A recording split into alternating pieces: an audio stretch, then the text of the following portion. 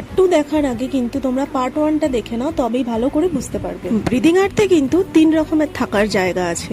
একটা যেটা আমরা দুর্গাবাড়িতে আছি, আরেকটা যেটা সামনে দেখছো মাড হাউস, আরেকটা হচ্ছে ফ্যামিলি কটেজ। ফ্যামিলি কটেজটার ওখানে গিয়ে আর শুট করা হয়নি, তবে এই যে মাড হাউসটা দেখছো এখানকার এরিয়াটা কিন্তু সব থেকে বড়, আর এখানে কিন্তু সুইমিং পুল আছে। তো এইবার আমরা পুরো রিসর্টটা ঘুরে ফাইনালি লাঞ্চ করতে ঢুকলাম। আমরা ওখানে গিয়ে বুফেটাই চুজ করেছিলাম, আর দেখতেই পাচ্ছ লাঞ্চের জায়গাটা কিন্তু খুবই ছোট ছিল। বুফেতে মোটামুটি 7-8খানা মতো আইটেম ছিল, আর ওগুলোর মধ্যে মাটন আর শুক্তোটা খুবই ভালো হয়েছিল। লাঞ্চ প্রায় শেষই হয়ে এসেছিল, তখনই দেখলাম ঝমঝমিয়ে বৃষ্টি নামলো। তারপর খাওয়া দাওয়া শেষ করে আমরা বাইরেই কিছুক্ষণ দাঁড়িয়ে ওয়েট করছিলাম। দেন বৃষ্টি একটু কমলে আমরা রুমে ফিরে মোটামুটি 2 ঘন্টা আরামসে ঘুম। তারপরে সন্ধ্যাবেলা উঠে আমরা আবার হাঁটতে বেরিয়েছিলাম।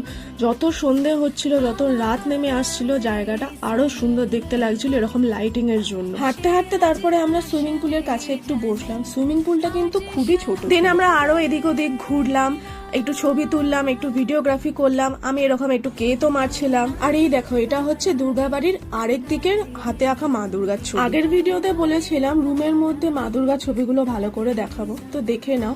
সারা ঘরে এরকম সুন্দর সুন্দর মা দুর্গার ছবি ভর্তি, আর সবই কিন্তু ইউনিক। এক রকমের ছবি তুমি বিল্ডিং এর কিংবা রুমের অন্য কোথাও আর পাবে না। তাহলে পার্ট 2 এখানেই শেষ, বাকি ডিটেলস থাকবে পার্ট 3-তে। টাটা।